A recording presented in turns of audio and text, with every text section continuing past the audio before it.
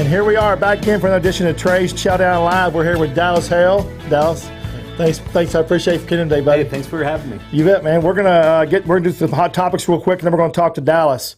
So we've got next Friday morning for 2 hours. We have on ABC Channel 8 Daybreak. We have our chicken special. They wanted to do a special for chicken because everybody's been eating holiday food. So absolutely, we're doing a 2-hour chicken special on ABC Channel 8. And then Saturday morning, we've got a best chili in Dallas-Fort Worth for Fox 4. And then in February, we've got our best burgers in all of Dallas-Fort Worth. You don't have burgers, do you? Yes, we do. You do have burgers? At all my locations. Go try that. Go have check that out. We've got a Wagyu burger at Evanflow. Do you really? Uh-huh. Oh, my gosh. I'm excited about that. Mm-hmm. Also, I talked about this last week, but I just touched on it when Chef Gregory was here. But the Le Cordon Bleu location has been sold, and El Centro Culinary College is going to move down there to the new Le Cordon Bleu, the old Le Cordon Bleu location, and they're moving down there. So if y'all are interested in any kind of culinary career, the one in downtown is staying there, and they're just adding another to the old Le Cordon Bleu building, which is going to be a neat deal, especially if you want to be a chef. Absolutely. You got to have that passion. And the drive. And the drive. And the drive. I always tell everybody the difference between a cook and a chef. Passion. That's right. Passion there you and go. drive. That's right. So Dallas, you're CEO of Shell Shack. Correct. And where are you from originally? I was born in Houston, raised in Plano. So you are a Texas boy. Absolutely. Okay, that's awesome. So you were in the military? Yes, sir. From 89 to 93. Oh, what division? Coast Guard. Coast Guard. Do you like it? Yeah, it was a good time, and it helped shape me. Helped shape you? Yeah. It did. I went to military school. So. Oh, very nice. Yeah. Very nice. Yeah, I was gone. My father was in the restaurant business, and he was always gone. He just felt it better if I go to military school, which was good. It shaped me. It was very. I really by my second year, I didn't want to go anywhere else. I really enjoyed it. Oh, okay, good. I guess military it was run by a lieutenant colonel commandant from the Marine Corps, so it was a very serious deal. Strict, yes. Yeah, strict. But that's okay. You think it's strict, but then once you get going, you realize it's good for you. Yeah, it's real good Anybody. for you. So when you got out, were you interested in the restaurant business when you were in the military, or was it after? No, it was after. So I got out and I went in at a young age and was hanging out in bars quite a bit. And I decided, after about 3 months of hanging in bars, I liked it. I was like, well, why don't I work in the bar instead of spending my money in it? Because I like being out at night and everything. And so I started bartending in a bar in Deep Ellum. Deep Ellum. Okay. Mm-hmm. So were you a night owl by just is that the way you just felt you like being out at night? Yeah. Okay. Yeah. That's definitely the way to do it. That must have been a while, but that was a while back, huh? That was in the 90s. Yeah. So you've seen Deep Ellum go through 2 different rotations. Absolutely. Yeah. We were just talking about that. They're doing fantastic over there. It's booming down there. It is down there. And I used to think it was going to be 7th Street in Fort Worth, but Deep Ellum has now kind of have outpaced them as far as new restaurants and new concepts. Absolutely. They're popping up everywhere there. Yeah. Yeah, it's unbelievable. So you were there in Deep Ellum, and then what'd you do after that? How'd your career take shape, I guess? So I worked in Deep Ellum for a while, became a general manager, worked my way up, and opened up a nightclub in Deep Ellum, and thought I knew how to own. Realized I didn't. About a year later, shut it down, and then got real humbled and went back to managing and GMing, and then started really learning. It's amazing, but that was an experience that you won't ever forget, though, right? Right, absolutely. Exactly, yeah. It's sometimes you have to learn by fire. And I absolutely learned that, and to this day I still have mentors that I call and I talk to on a weekly basis. Scott Gordon is a great one, and just different people. That once you think you know it all, you lose.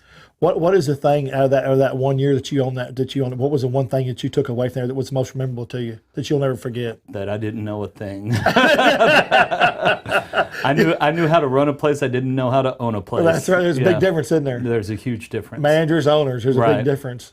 I think a manager an owner has got to be a full 360, full circle. A manager sometimes gets focused on just the things at hand and not everything that goes on. Absolutely. So you did that, and then you went back to gym, and then did you stay there in Deep Ellum, or did you kind of work around Dallas? No, I went over to Greenville Avenue, was doing some nightclubs, and then started getting into some restaurants. I wanted to get well-versed in, all aspects, so I could work in sports bars, or I could work in nightclubs. I could work in restaurants, and different things.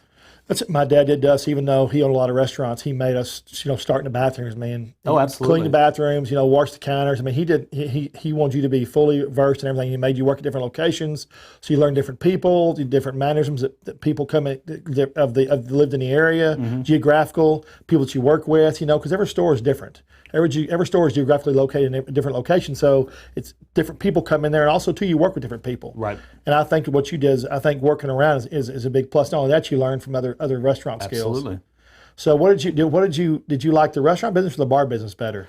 Bar business is more fun. Being in operations is more fun. And then at one point I had to move over to the corporate side, and wasn't quite as much fun. No. But I was very good at it, and so here I am now. Yeah, you have to balance your stress level at that side. Right. That's the thing. You've got to be able to balance stress level and keep everything in line. Yeah, everybody thinks it's stressful on the ops side, but once you get on the corporate side, it gets real stressful. Yeah.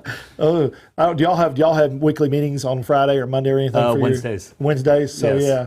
It was for us. It was Mondays. It was always, and he did that on purpose because he wanted you to not screw up. Be messed up all weekend and be able to come in on Monday. So, yeah, it was fun. So, how did Shell Shack get started? I mean, how did the concept?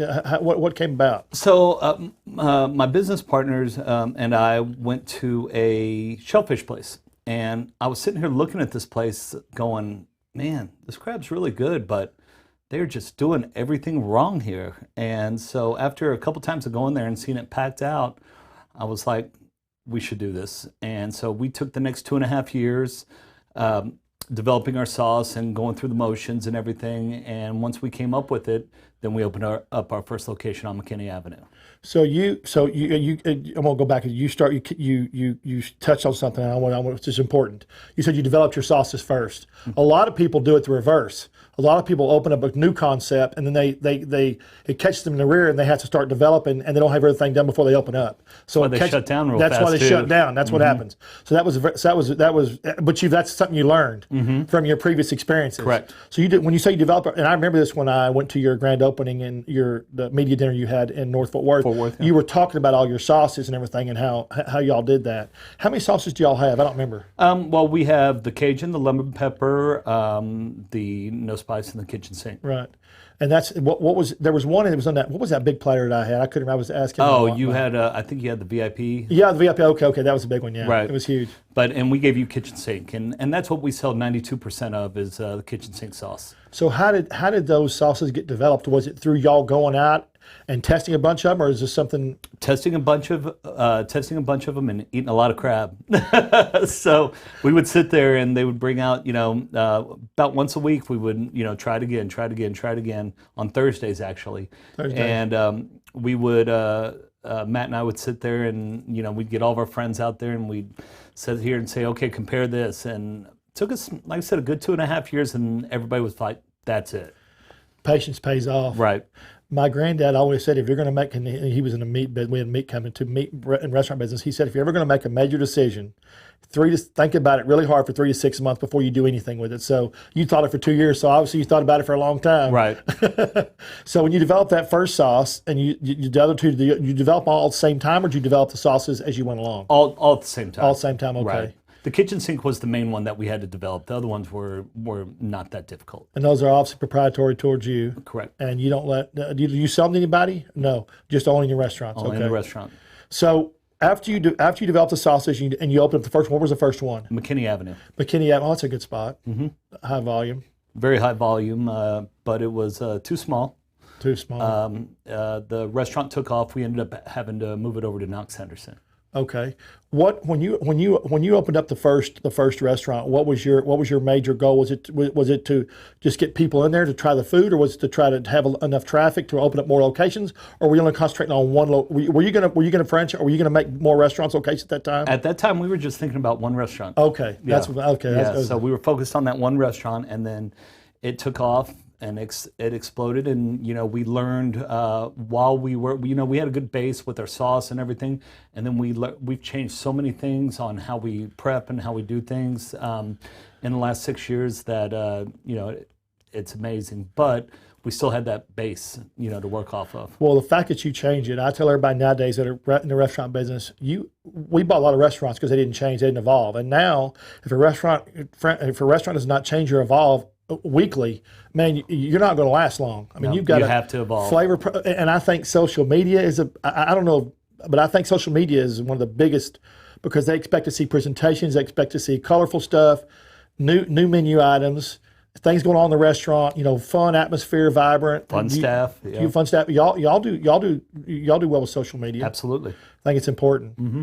So you did that one, but you moved it up to Knox Henderson, Correct. and then you've blown up from there. Well, we actually just moved it to Knox Henderson a year ago. Plano was our second location. Okay. And then we did Arlington and Mesquite back to back. We opened up Arlington and immediately moved over to Mesquite. As soon as the general contractors were done building that one out, sent them over to Mesquite to build the next one out. And then we did Denton, Fort Worth, Houston, Tyler, and Florida is in the process of being built as we speak. We got a second location being built in Katy. So, yeah. That's high volume area down there. Very high volume. Yeah, those high volume About areas. being in Katy. Yeah. What's your best store? If I could ask, you don't have to tell me. I'm just curious what the best store is right now. Dallas. Dallas, okay. Mm-hmm. But they all do very well. So I learned about y'all. I told you earlier before we started because Fox 4 wanted me to find some unusual stuff. Right. And I found your tater tots. Mm-hmm. So for people who have not had your tater tots, tell them, because your tater tots were delicious. Tell everybody about the tater tots. It's like a crab stuffed tater tot. It's crab in the middle and it's tater tot on the outside, and you can eat it. There's really no wrong way to eat it. I got people who eat it plain, people who put it in tartar sauce, ranch, cocktail sauce. I eat it with ketchup. So however you want to eat it. It's really good. I went back because I was trying to narrow stuff down. I went back a second time to have them. The thing is, they were consistently cooked the same both times. Sometimes if I go back to a restaurant to try, because I have to eliminate dishes, for if I'm doing a list or something, right, for show. And sometimes they're not cooked the same, and it was exactly the same. Well, and that's how one of the ways we've evolved in the kitchen is I've got everything on timers now. I've learned how to put crab on timers, tots on timer, fries on timer, and everything is very, very simple, very easy. Just put it in and hit the button. Consistency is key. Take all the thinking out of it, right? Absolutely. So what's y'all's number one dish at Crab Shack? To you, what's your number one dish? My favorite dish or our top seller? I guess say your favorite dish. Bear dyed crab. Is it really? Yes, bear dyed crab. It's very rare. We're one of the only few people who get it in the state of Texas. It's just sweet. If we can't ever even put it on our menu. It's a chalkboard item. We've been lucky enough for the last few years that we've kept it throughout the year. But at any time they could say, no bear dyed crab this year. So we've never actually put it on our menu just for that reason. I remember you talking about that at the media dinner. That's the one from the on the TV show, correct? Yeah, the go through Deadliest that, Catch. that's very interesting. So go through that. So on Deadliest Catch, you always hear about the elusive bear dyed crab. Right. And, they touch on it. It's hard to catch and everything. And Wild Bill, actually, from Deadliest Catch, sat in our Plano location with me for about 6 hours, and I learned so much from crab from that guy. And he'll tell you, any real crabber, they will tell you bear dyed crab is the best crab out there. And it's succulent, it's sweet, it's more meatier, it's just a delicious crab. But it's I guess it's harder to find. Very hard to find, yeah. Is some years that they don't find very much of it? Is that what the deal is? Yeah, some years they don't find very much of it. We always get all of our crab from Zone 12, which is the top zone. There's different levels, which gives you different quality of crab. We always do Zone 12, and like last year, the reason why crab prices have gone up is there were whales in Zone 12, so they couldn't fish the zone hardly at all. So that will raise up the crab prices for snow crab. So for a guy I'm not educated about this, you said there's whales there, so they don't want to hurt. They don't want to hurt the whales, correct? Correct. Okay. Wow, that's amazing, isn't it? Mm-hmm. But if it was that would affect it a little bit if you had on the menu you didn't get it. So right. I can see why it's a chalkboard item. Absolutely. So do people come in and now request that from you? Yeah, we educate people on it, and then we've got people that come in and they're like, bear dye, bear dye, bear dye. And I'm like, man, I just hope we keep the bear dye in. Well, it's kind of like the barbecue guys nowadays. They run out of stuff and people think it's okay. It's kind of trendy. So, Right. I guess that's a good thing. Right. How did you meet him? How did you meet? He was coming in doing he came in promoting a rum. and they brought him into Shell Shack, and he was very surprised. He goes, "You don't have bear dye crab," and I was like, "Absolutely, I have bear dye crab," and he goes, "No, you don't. Cook some bear dye crab, bring it out here." And he goes, "Wow!" And he's taking pictures, and he goes, "I'm sending this to all my friends in Alaska. Look at this little Texas seafood restaurant that has bear dye crab." Well, that's great. Yeah. So y'all became friends, and that's Yeah, neat. yeah. We text back and forth, quite a bit, and he's a nice guy. So what? So have you found it as far as seafood wise? Because people sometimes before, not now, but 5, 10 years ago, they didn't think you could have fresh seafood. So have you had to educate people at Shell Shack at all about how fresh your food is? I mean, do they understand that you get it fresh overnight and stuff like that? Do they know that? Well, it gets flown in. The seafood, it's all frozen and it's packed on the Bering Sea. So we get our snow crab and our king crab and our bear dye. It comes from the Bering Sea. Our shrimp comes from different places. Does it come in live? No, but is it fresh? 100%. Yeah. So the process is they get right there, pack it, and then they overnight it. Correct. Or they go to our seafood purveyor. Oh, Yeah. cool. That's neat. Right. Yeah. Because everything that I have anywhere in Dallas Fort Worth now from a reputable seafood place, it's fresh to me. I mean, Absolutely. It tastes so good because used to, you could tell it wasn't fresh. It was just frozen or it just didn't taste good. You know, Right. it was a product that been maybe sitting there for a while, but that's changed a lot. Yeah, that's changed a ton. So what is y'all's best selling dish in the Dallas Fort Worth area besides the crab? I would besides bear dye, it would be the snow crab. That's probably our number one seller. That and shrimp, Shrimp. real close. And what's the appetizer that would sell the best? Whew. Boy, that's rough. The crab tater tots, the calamari, probably the calamari. I was just fixing to ask you. That was my next question because I love that dish too. Yeah. I have had that dish too. The calamari always tastes so good. Yeah, the calamari, that's probably our number one seller. It's very light and flavorful. Mm-hmm. A lot of calamari has got a lot of breading on it, and it's a little harder, little I guess rubbery. Mm-hmm. And y'all's is never like that. Nope. We try. We've always tried to get the best quality that we can possibly find. We've really searched long and hard. When we get new product in, moving over to the corporate side of things, the one thing I really keep mom and pop is the tasting of the food. If we get a new product in, I call everybody into one of the locations and I said, everybody taste this, and raise your hand, yay or nay, and that's how we go from there. It also keeps everybody involved, doesn't it? Absolutely. Well, I saw a lot of your people there at that media dinner, right? It was was one of those guys your partner, your business partner? Or was Yeah, it? Okay. yeah. Matt was there, my business partner, and then I had my district manager, Bill. I had my GMs there. I had. Yes, if you keep everybody involved, it makes it feel like a more of a family because y'all's locations, although you're corporate, they don't feel corporate. I mean, everybody's friendly, and it's a really good environment. Right. Yeah, it's maybe it's that passion you instill in them. We try. So what's the next biggest step? What's y'all's next dish y'all are working on? It's a dessert. That's right. Okay. It's a waffle or a funnel cake fries.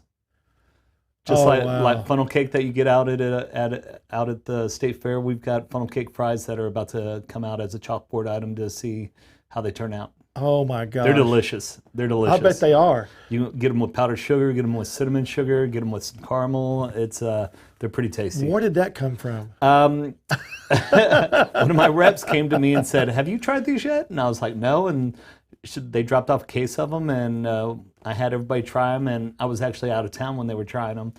And they go, "Dallas, you got to get up here and try these before the staff eat them all." So when we were there that night, I had to be up early the next morning, and I had to leave, if you remember, and you said, "No way, I want you to take the cake with you." The carrot cake. The carrot cake, and it was absolutely delicious. And I had a million things going on in my mind. I'd written a few things down, but my girlfriend just told me the story because you told her because I was talking at saying bye to somebody. Right. So will you tell? Because the story's interesting. I love. To me, food tastes better with a story. Okay. And that's an interesting story. So tell that story. So the carrot cake came about. We had a good carrot cake, very tasteful. Never got any complaints about it from one of the vendors. And Sam, who was Sam Miller, who worked for me. I knew her back in my coaching days, and she was working for me as a server. And she goes, "Dallas, my mom can make a better carrot cake than this." And I was like, "No, I didn't." And so she goes, "Let me have her make you one and bring it up here." And I'm not a carrot cake fan at all. And I even like this carrot cake. I was like, wow, that's good. And she goes, why don't you let my mom make the carrot cakes for you? And I was like, well, can't you keep up with the production of them? And she goes, she talked to her mom and she said, yeah, I can keep up with production of them. Well, as we started opening up more stores and more stores, I started getting nervous. She's like, I got it. Well, then we started opening up in different cities, and now we're opening up in different states and everything. And she's like, I've got it. Now she does it full time. And, she no longer has a day job, and she does this full time for us. So Well, it's just a great story. Not only that, the cake is absolutely phenomenal. Amazing. We never had a complaint. I didn't eat till the next day. It was still good. It was really good. So she's excited about that, I guess. Yeah. So how did she make that transition? Because that'd be a hard. I guess she just made it slowly, but over time. Yeah, because as we opened up another store, of course, we had to get more cakes, and luckily we didn't open up 10 stores at one time. So Yeah, that's the death of anybody. Right. Death of me. Yeah. So what she makes them. How many do y'all sell a store? I mean, is it average, or is it one store a lot more? Yeah, than it depends on the store. So some stores sell more than the other. Dessert's always an upsell. You got to constantly drill into the server's head, and you got to do it passionately. Tell them about how we got the carrot cake and how it's homemade and made from scratch and everything. Because most people think you just get it from a purveyor. They don't realize it's made from scratch. To me nowadays, if you tell somebody the story, then most often they're going to buy it. Absolutely. Have you seen? I think in the last 5 years, 7 years. I've seen, because of all the sweet shows on Food Network and Channel Network, it seems like sweets have really taken off, desserts and things, and they like them. Have you seen that trend in your restaurants? Yes. Desserts are actually a very big thing, and our desserts are, our gelato that we get that goes on our bread pudding and stuff. That comes from a friend of ours that makes it from scratch, and Scotty, and just different things. Our cheesecake, it's good. Our chocolate cake, it's delicious, and these waffle fries I think are going to take off. I mean, funnel cake fries. Funnel cake fries, yeah. are going to take off. I like waffle fries too. They can't go wrong. I love waffle fries. I got waffle fries on the brain. I love French fries too. Yeah, me too. But you see how passionate you are and how you talk about how you're involved you are with everything. Everything you have has, almost every product you have has a story behind it, from your crab to your desserts, which is a neat deal for concepts. Most corporate stores are not like that.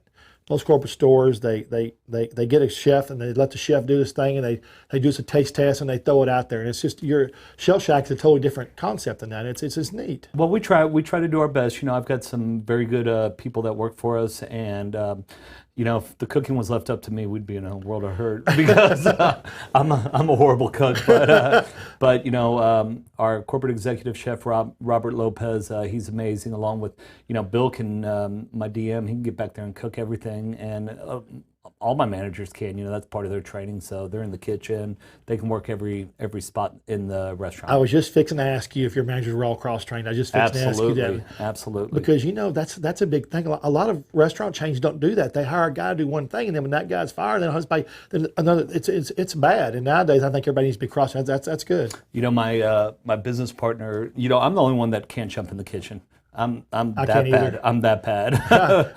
now the way that we've moved some things, I think I could get back there and boil some crab and drop fries and all that. Although they, all my staff, they want to see me do it. They're laughing, taking bets on how long I'd get stuff out. But it was actually my business partner Matt Saba who at our sports bar, he was able to get back in the kitchen, and he's a pretty good cook, and he was able to get back in the kitchen and run stuff and run the line and cook when he had to, and when we got real busy, make pizzas and stuff like that. So that made me look at it and go, okay, this is something that we need to be able to do, even though I can't do it. Right. These guys can do it. So I want to talk about. We're going to talk about your other concept, but I want to talk about, because I have my drink with Trey side too, because I like craft cocktails. I like to tell everybody about craft cocktails because they've gotten so popular too. I've watched them, sweets and craft cocktails, boy, and I think it's because people want to drink, but they don't want to taste the alcohol. Right. Is that right? Is that Correct. Okay? Correct. So y'all have got some fantastic craft cocktails. What's your best selling craft cocktail? The adult strawberry lemonade. So I think we tried it that night. Yes, you did. That was good. That was very good. And that's another education process, because people will sit there and they'll go, well, I can't taste the alcohol in this. And I'm like, well, if you want to taste the alcohol, I'll get you a shot of Cuervo. I go, but if you want to have a good cocktail, and I promise you, there's plenty of alcohol in it. Yeah. Get one of our craft cocktails. And we had a friend of ours, Brian McCullough, who is known throughout the U.S. He travels all around. He's the one that really started the craft cocktail concept here in Dallas, where the rest of us were bartenders or just drinking straight Crown and Coke or something. He really took his bartending to the next level, and he got into the craft cocktails, and he actually helped us make our menu, and just as a friend, came up and did it. And the guy, he's been on Food Network and he's been on Bar Rescue, and he's grew up in the industry just like the rest of us. That Bar Rescue show's something else. Oh, it's crazy. It's crazy. Sometimes I see those shows and I go, man, you really do not know to do that to save your. I mean, that's all scripted. It is. That's why when you see live shows, like I tell everybody, my show is real. It's raw and it's unscripted, because so many shows nowadays are scripted, and you can't tell, but they are. And so it's just crazy. Yeah. If that guy ever came in yelling at me like that, I'd be like, yeah, you better get out of my store right now. I'm telling you. Yeah. So what are your 3 craft cocktails that are the top sellers right now? I'd probably say the Shell Shack Mama, or the strawberry lemonade's the number one by far. That was very good anyway. Probably the Shell Shack Mama, and I could be off on that, and probably the tailor-made adult cherry limeade, which there's actually a story behind that too. Okay. First of all, Shell Shack Mama, I love the name. Where'd that come from? That's a good one. I don't know who made that one. That might have been Matt who made that one. Matt's bartender extraordinaire from way back when, so that might have been Matt who made that. That's your other business partner. Oh, that's it. Okay. All right. So the other one you're talking about. So the tailor-made adult cherry limeade. My daughter Taylor, who is one of my senior managers in Denton, she started off working at Sonic. Okay. And when we decided we needed a cherry limeade on the menu, all the bartenders and everybody were putting together their recipes, and we were going to have a little contest. And I told her, I said, if you win, I will name it after you. And she used her Sonic ingenuity from the cherry limeades and everything, and came up with this cherry limeade, and she won the contest. So it will forever be known as the tailor-made adult cherry limeade. Well, it's hard to beat a Sonic cherry limeade. It is definitely hard to beat that. And so you just add alcohol to it, and voila. Add alcohol, and she played around with it, and it's delicious. That's a great story too. Yeah. See, all your stuff's got stories. What is your at Shell Shack? You have other things besides the burger. What is your for people who don't eat seafood? What's the non-seafood item that sells well at Craft Shack? We got buffalo chicken sandwiches. We've got grilled chicken sandwiches, grilled chicken plate. Chicken fingers for the kids, different stuff like that. It's still seafood, but the catfish sells really well. I bet so. The fried catfish. Why don't people in Texas don't classify catfish as fish? I don't know why they do. It's. Do you see that all the time? Yeah. They're like, I don't like seafood. We got catfish. Okay. That's so funny, isn't Yeah. it? So have you ever been there when you've had somebody come in like with a child or somebody doesn't like seafood? I don't really like seafood, and they try it and they go, oh wow, this is really good. Yeah, when I have somebody come in, if I happen to be there and they say my kid doesn't like seafood, I said, let me play around with them, and I'll give them some fried shrimp or some fried alligator. Yeah. That's a good one because that just tastes like chicken. It does taste like chicken. We prep that really well, and and I get it with our tartar sauce, which. Funny story behind that, our tartar sauce doesn't taste like anybody else's. And I don't like tartar sauce. And when I was given that, I was like, wow, that's good. That's how tartar sauce tastes. And Matt and I went to another restaurant and I got tartar sauce. And I was like, ooh. And Matt goes, yeah, our tartar sauce doesn't taste like anybody else's. That's good, though. That's another thing that brings people there. Right, absolutely. What do you think it is? And I think it's because people are just scared. What do you think it is they don't want to do? Because it's like sushi. People, I don't like sushi, but if I take somebody and I let them try a piece of sushi, it is just fresh. Most times they'll like it. I think it's either they've had something bad, they've heard stories, they're just scared. What do you think the main thing is? I think they're just scared. With me with sushi, I was totally against sushi, and started off a little with like a shrimp tempura roll, which is all cooked. Yeah. And then they're good, by the way. Yeah, they're very good. And then worked my way up through. A friend of mine worked at my favorite Japanese restaurant, Jinbei, And he would say, Dallas, try this, try this, try this. Now I eat all sorts of sushi, and I own a sushi place, you know. So, yeah, I just think that people are scared, you know, and they just kind of need to be broke in a little bit, you know, nice and easy.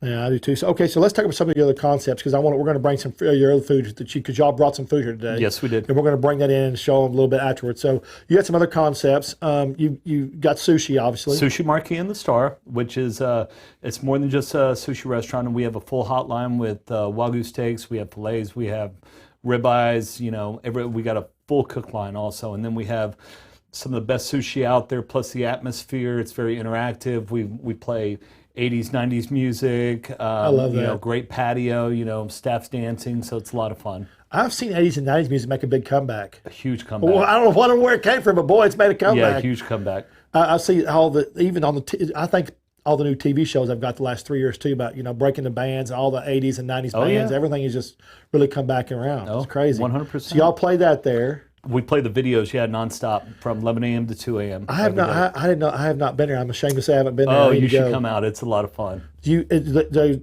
prepare everything right in front of everybody? The sushi's prepared all right there? Yeah. We've got the sushi. It's the main focus right when you walk into the restaurant. We've got a nice bar where we do tons of craft cocktails there also, you know, with the spin from the Japanese whiskeys and stuff like that. And then we've got a great patio outside that's got a bar, and it can be enclosed and heated and everything, so you can use it almost year round. If it gets a little too cold, it doesn't quite get warm enough. I run so hot I could sit outside pretty much any time in Texas. It seems like it's gotten warmer. It used to be a lot colder. Look at this Christmas. I mean, we're 71 today. Doesn't seem like Christmas, does it? 70 degrees. I might as well go to Florida. Right. So you also have something new, or is it one in Deep Ellum open now, or is it coming? No, it's opened up. It's Ebb and Flow, and it's a cocktail bar and restaurant, and it's a concept that I did with my brother. You know, everybody's wanting. He's a very high sought after live music venue operator. Runs Bomb Factory Canton Hall down there, and that's a big one. Yeah, huge. And you know, everybody was always wondering when we were going to do something together, and so they came up with this concept, and him and I did it together, and it's a lot of fun. And how long has it been open? About 4 months, I think. Okay, that's fine. Been here. So, describe the menu a little bit. What kind of food is it? It's man, it's just real tasty. We've got something that called Cubano egg rolls. That is basically a Cuban sandwich and egg roll. Oh my God! That made best appetizer, or one of the best appetizers on Texas Bites for 2019. We've got toasted raviolis as appetizer. We've got a bunch of sandwiches that you can also have made as a wrap. We've got a Texas Southwest wrap. We've got a mahi wrap, which is just delicious. In fact, it was a sandwich. Now we get more wraps. Once we switched it over to, you can do it as a sandwich or wrap. Everybody's getting it as a wrap. We got some great plates, pork chops, mahi again. Mahi is actually our biggest seller. Is it really? It is. If it's fresh, it's delicious. It is so delicious there. Everybody, that is one of our top sellers there. Whether they get the mahi plate or the wrap. We've got a stuffed chicken breast, you know, different things there. It's really good. Where is it in Deep Ellum? It's on Commerce Street, right across from Bomb Factory. Okay. Right next to Dots. Okay. Yeah. I gotta go check that out too. Yeah, please. So it'd be awesome.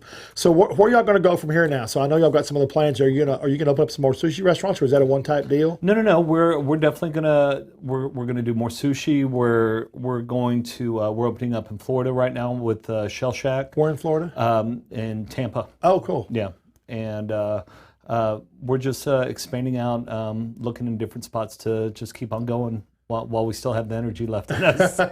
You got lots of energy, obviously. Trying. So you're doing Florida, and then are you gonna put any more stores in DFW? Do you have plans to do that later on? We're looking at one location right now, and I think we've almost got it unlocked. So we're not gonna announce it yet, but it will be in a press release once we get it unlocked. That's great. And you're working on that new dessert. When does that come out? Hopefully within by the first of the year. I can't wait to try that. Yeah, it's really That'd good. be something good to introduce for the first of the year, wouldn't it? Yeah, and I'll tell you what, I was sitting there eating it, and I had to tell the bartender to get it away from me because I just kept on. Funnel cake. Who doesn't like a funnel cake? And, you know, with that caramel, I was eating it with caramel sauce, and I just couldn't stop. That's another. I went to try a dessert. You said caramel sauce. That's what made me think. I went to try dessert. Twigs bistro. They revamped. I guess they've revamped. They've changed their name. They've changed their menu around. They're having trouble, but they have a new thing called Drunken Donuts, and it comes with a caramel sauce and a chocolate. And I had that this week. So I just like caramel, but yeah, I thought of that. Yeah, Common Table does a great donut holes with same thing with caramel sauce and can never go wrong. Donuts with and funnel cake. But although I would take a funnel cake over a donut, just me. Yeah, me too. So what all did you bring today for us? Oh my God, we brought crab, we brought grilled shrimp, we brought alligator, I believe. We've got a whole variety of stuff. For Awesome. you. So we're gonna start. All right, thank you. They're gonna bring it in for us. Oh, perfect. Yeah. So and we've got the God camera up there, so we'll put. Oh, okay. That's awesome. So the platter, the VIP platter I had, that's all I had. Does it come that same way when I had it? Does it come that way every time? Yes. Okay. And that had. Can you tell me what all it had on it? Oh my, we've got 4 different platters. The VIP, don't hold me to this. When It's Bill hard. comes in, I can actually get the exact. But I believe it comes with catfish, shrimp, snow crab, and king crab, if I'm not mistaken. So It was big. yeah, I've got different restaurants in my head right now, so Yeah, it's hard I to keep understand. up. Yeah. We took what we did. We took home. It was good. Yeah. And the corn was delicious. Oh, the corn and the potatoes, once it soaks into the sauce, Yeah. is so good. And you know what's good? Crab is actually very easy to reheat. The way we package it and the way we bring it out to the table, you just put it in that bag, just seal it up, 30 seconds in the microwave, good to go. So that bag that you bring out, you can reheat in that bag. Absolutely. Okay. Yeah. That's a neat bag. Yeah. Crab travels well. Unfortunately, fried doesn't. It'll get soggy very you can't. easy. Don't Yeah. you wish? As soon as somebody comes up with a way to travel fried food, they're going to get rich. I'm telling you. we actually, I tell everybody that orders fried food to go, I go, you guys do know it's not going to be crispy and everything like you're used to here. And we know. Are y'all doing delivery stuff? Not yet. We are about to get ready. I talked to a chef, and he doesn't speak a lot of English. He owns some ramen places, has 3 of them, and he won't do it. He didn't like his food to go. He said it's not the same. I don't care what anybody wants. They can come here and eat a bite and take it with them. I'm not going to send it out. And so there's some people just not going to do it. Well, we have enough to-go orders coming in that's the only reason why we're entertaining it. I guess people are just on the go nowadays. It's just hard, right? Yeah, or they don't want to, our restaurants do get busy, so they'd rather just get to go and take it home. Yeah. So what on if somebody wants to be a manager for you, do y'all hire from within, or if you're looking for management, can they apply somewhere for you? Absolutely. All they have to do is go to shellshack.com and go to careers and hit apply, and it'll take them to an application, and they can sit there and apply online. Y'all always looking for management staff? Always. We're always looking for staff. Good people are hard to come by, so we're always looking for good staff. It's hard to come by, isn't it? Hey, where'd you get the idea to serve it on that red tray? I said, popped into my mind, my ADD, it's good going. So that actually came as an accident because initially we served it right on the table with that butcher block paper. Yeah.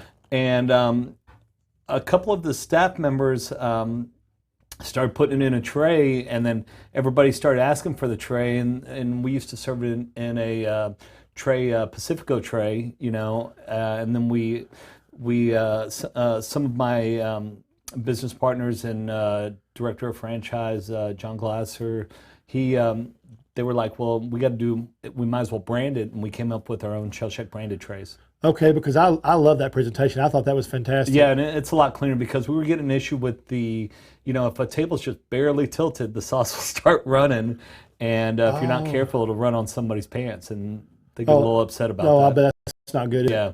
Oh, well, that's a good idea. Right.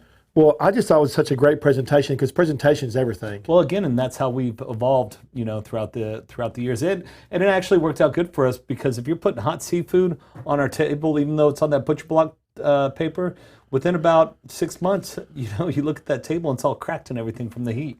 Oh, I didn't. So that's actually helped us also. So that's helped you too, is other things. So, because I like that platter so much that the VIP platter I had. Where do your potatoes come from? Are they from a vendor? Because potatoes are very, very good. Yeah, they come from a vendor. But I mean, from somebody. Do you get the same guy all the time? Absolutely. Okay, they were so good. And the corn, the same way. Absolutely, yeah. That comes from the same vendor, same corn. It's that sweet corn. So that's really good. Bill, what's in our VIP platter? We've got a pound of shrimp. Let me have that right here. That's where I was going. Okay. Thank Thank you. Pound of shrimp and a pound of snow crab. Pound of With shrimp, pound corn, of snow sausage, crab. and potatoes. With corn, sausage, and potatoes. There you Wow. That smells. I forgot about the sausage already. Mm-hmm. So go. this Those is corn and potatoes that you like so much. Oh, yes. The grilled shrimp. Oh, that grilled shrimp. Let's bring that up here too. Yeah. There's a story behind these grilled shrimp also. Okay. I love stories. I was actually meeting with our POS purveyor, and I just had the taste for grilled shrimp that day. It wasn't on our menu, and I asked who was in the kitchen, and we were at our Plano location, and it was one of our top guys, and I said, see if you can make me some grilled shrimp real quick. He whipped it up with some garlic butter and stuff like this, and they're those crab tater tots. Oh, there they are right there. Yeah. And he whipped it up. I was like, okay, we need to put that on the menu. And so we played with it for a couple weeks just to make sure we get it right. And next thing you know, we put grilled shrimp on the menu. That's fantastic. I just love that. And this, okay, tell the sausage now because the sausage is very good too. Right. Yeah. It's just the sausage that, we got to prep it. And, what we do is we have it prep, cut the same, and then once they order it, we throw it on the grill real quick and, it gets that snap to it. I was just fixing to say the snap when you said that. People that don't eat sausage a lot don't understand the snap, and the snap's really important. Right. Yeah. If it's been sitting too long and it gets soggy, so Yeah, you can tell. oh yeah, you got to be real careful with that. And that goes with your line checks. You got to go through. People don't understand. You got to taste it. Taste is a lot of things. You got to grab it. Make sure it's got the snap. You got to taste the corn. You got to taste the potatoes. Everything. There's a taste test That's involved. that passion, see? Absolutely. All right, so we've got this is the VIP normally would be on to come like this. No. Yeah, it's on one. Yeah, it comes all in one bag. We have 4 different platters. Bill, help me out here. What are our platter names? We've got the VIP. We have the date night. We have the boss, and we have the heavyweight. The heavyweight's the big dog. Okay, That comes with you better be ready to eat or have a lot of people with you. We basically have a heavyweight here between the boil, the veggies, and the boss. Okay, thank you. So the heavyweight is a big one. I think I saw the menu. The heavyweight, I couldn't remember the name. 4 or 5 people. Is it feed? No, 3 to 5. The heavyweight is 6 to 8, I believe. 6 to 8. Oh boy, I missed that one. and I'll tell you what, we've had 2 people come in and put it away. Are you serious? And be ready for more. All right, so these right here, these are the crab tater tots. Absolutely. These are the ones that are the It's crab stuff. crab. So, yeah, right. Those are delicious. And then we got the crab, we got the shrimp there. Grilled shrimp. And then here's the burger, which I didn't know you had, which now I'm going to have to check that out. Absolutely. Our burgers, they come really good. We actually made those in our sports bar way back when, and so we make a very good burger at all of our places. You got the buffalo chicken sandwich over here. You got some fried catfish, some fried shrimp. You got the carrot cake got back the carrot there. cake. Yeah. That's awesome. Yeah. That's the story behind that carrot cake. So I want to know what percentage of people come in, have not tried this, see it come by the table, and then maybe they get one. Oh. Or they order one. Just by presentation alone. By presentation alone, I mean, everybody, that's the thing. Everybody sees it come out in the bag and they swish it around and they're looking and they'll ask, what kind of sauce. But everything is education with us. Our servers come in, they, ask them, have you been here before? And if they haven't been there before, they tell them about it. If they've been there before, they come in, they know what they want. And you try to tell them about different things. And, we've got these buffalo shrimp, we've got this and that. And I wasn't even aware, even though it's right there on the menu, they weren't even aware of it because they come in and they know what they want. Yeah, and do you? Also too. I think they come in, they know what they want. They don't realize the other stuff that you have available. Exactly. So you talked about the bag a while ago, but the bag's important. So where did y'all come up with the development of the bag? How did that come about? Just from when we went to that one concept and we looked at it, that's how they brought it out, and so. We just copied them, But you didn't copy it. You just took the idea and made it. made it mine. Yeah. You said it's microwavable. Mm-hmm. So is it porous? Is it some kind? Is it? No, it's just it's a thicker, better brand bag. You do have to be careful because if you don't get the right thickness, you'll put the seafood in there and the bag will just explode and you'll go to pull it out of the tray and dump it in the tray form and it'll just explode everywhere. So you got to be real careful with the bag that you get. And so we make sure that our bags can hold up. We don't have that problem. Wow, that's great too. So this is I see the carrot cake back there. Mm-hmm. And I want to. Can they see the carrot cake back there? I don't know if they can see it or not. I think they can. So I'm just amazed at all the food. And now this plate right here, that's catfish. Yeah, that's catfish. That's some shrimp. Thank you, Chris. Here, Chris, set this back here, will you, please? Thank you. I'm gonna set this right here where we can talk about it because I thought the carrot cake was a great story. So there, it looks good right there. That's awesome. So the catfish, that's catfish. What platter is that? I think you probably said a while ago, wouldn't you? That's just a fried platter. It's catfish, French fries, some fried shrimp, some hush puppies. So and he said a while ago when he left, when you do the big platter, that comes with it, right? Correct. Okay, that's awesome. And your hush puppies were good too. Our hush puppies are good. Our catfish is amazing. It took us probably 3 or 4 years to find a catfish that doesn't taste dirty. I was just fixing to say to you, but when you said alligator a while ago, the first time I tried alligator, it tasted like it come from the swamp. Mm-hmm. I mean, dirty. Second time I tried it, so maybe, but then the third time I tried it, it was nice and clean, tasted like chicken. Mm-hmm. So I guess that's the difference of where it comes from, correct? Correct. And our alligator comes from Shreveport. I'll tell you, I love this guy to death. Farmer Seafood is our purveyor out of Shreveport. They just had their 101st birthday, family owned. Guy Johnny, who is the owner, when we actually found them. They were driving through Dallas, and my business partner snapped a picture and sent it to me. And I called him up. He brought me out there, put me up in a casino, took me on a tour of the place. My other business partner Adam went with me and took me of a tour of the place. And then Adam and I sat up and gambled for about 6 hours at the casino. And we actually met a lady there that was a fan of Shell Shack. She was from Dallas, and she's like, "What do you guys do?" "We own Shell Shack." And she's like, "Oh my God." She's like, "I love Shell Shack." And she's like, "And you have a person that works there named Jordan that I absolutely love." And it just went on and on. And so, Johnny's family owned, and he constantly is sending us stuff. Alligator wasn't on the menu until he sent it to me. He's like, "Hey, you got to try this alligator." And he sent it out, and we tried it, and boom, next thing you know, it's on our menu. So you saw his truck driving through DFW? Was Correct. It wrapped? Yeah, it had. See, wraps work. Yeah, absolutely. That's why we got the wrapped monster truck. Yeah. And the wrapped, little Mini Cooper. So I think wraps lots of times are subliminal. So in other words, I see you drive by and somebody drives by and sees it, doesn't arrest you with them right away. Right. But the way our minds work, they see it, and then they think about it a day later, or a week later, or they see your logo somewhere, and they say, I saw that wrap going by. So it's amazing how that works. But absolutely. That's funny that you did that. Yeah, they huge did that. fan of wraps. So the alligator, that's a neat story. Yeah, and different things that we've tried with Johnny. That's where our calamari comes from. We had a crab stuffed shrimp that didn't quite make the menu, and I was heartbroken because it tasted so good, but it just didn't go out as well to people. It just didn't. Yeah. Well, yeah. That's why it's a chalkboard item before it makes it to the menu. And but I was heartbroken because I really did like that crab stuffed shrimp. So is that the way you test your items, is chalkboard? Mm-hmm. Absolutely.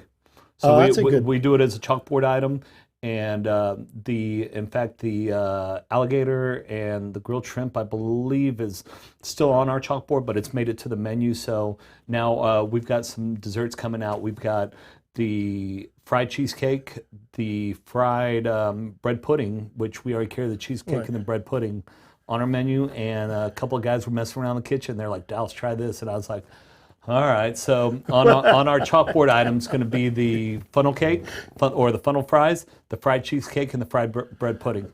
So fried cheesecake. So explain this to me. You get cheesecake off, so you just roll it and fry it? What do you? Pretty much. How could that be bad? Take our cues from the state fair. Yeah. Have you seen that new show, Carnival Eats? I have been running about 3 No, years. I haven't. You need to watch that show because it's about 3 years old now, and I TiVo a lot. It's not TiVo anymore, whatever the hell it's called. Yeah. Whatever, record them Yeah. all. And when I'm on the computer, I just let them run in the background. And then if I hear something, I'll whip around and watch it.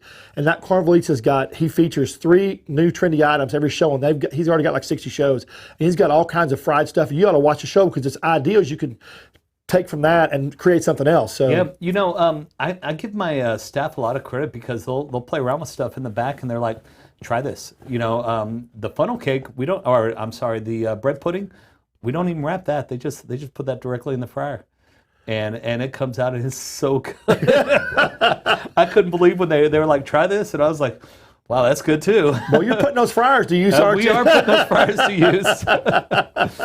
You are also. I want to say this: I've eaten there 4 times now, and every time I've eaten there, everything's always tasted fresh.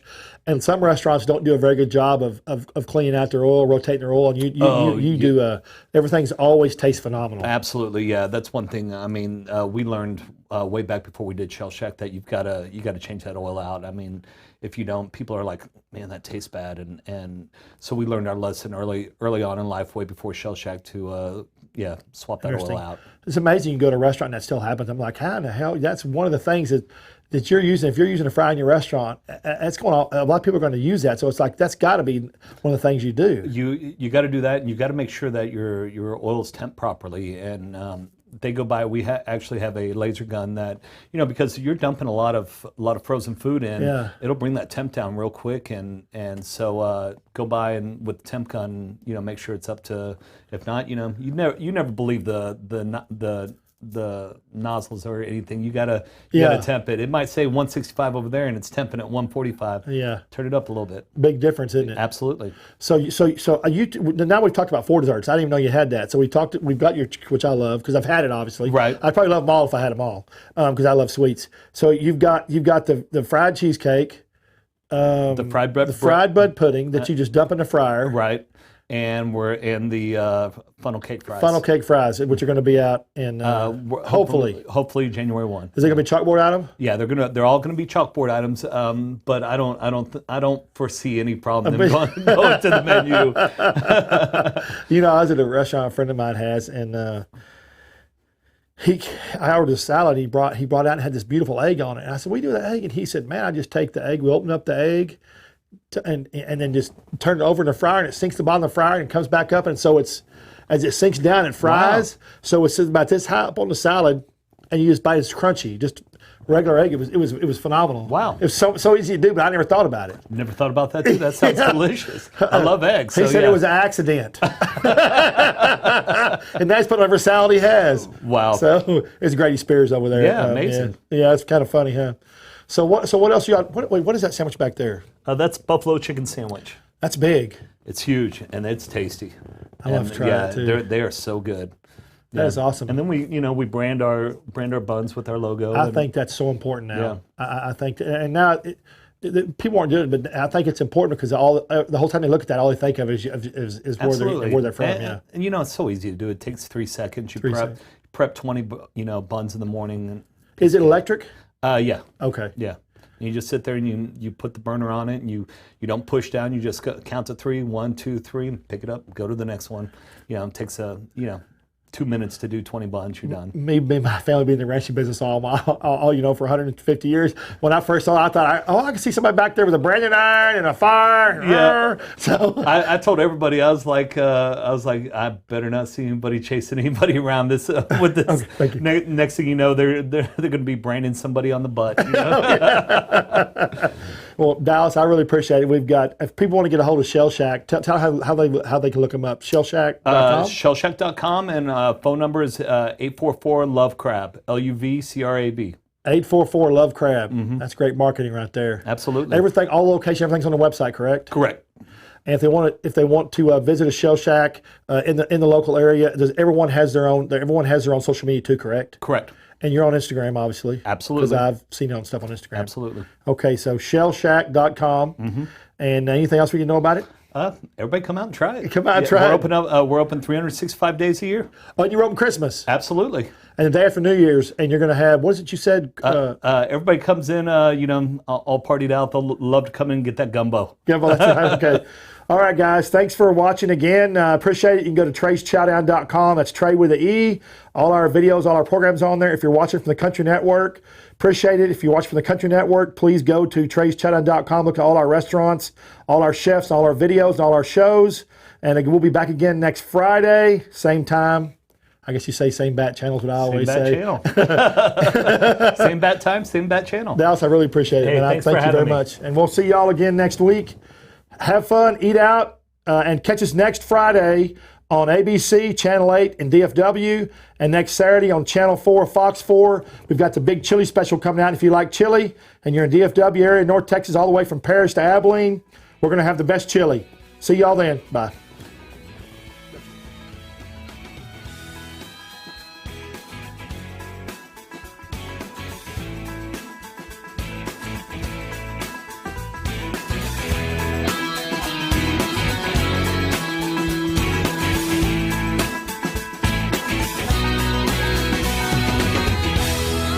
I'm Trey Chapman, publisher of Trey'sChowdown.com.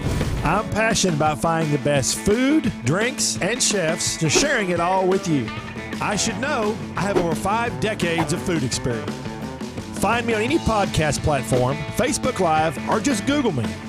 Now you can watch and listen to all my great finds every week on my live TV and radio podcast at Trey's Chowdown Live.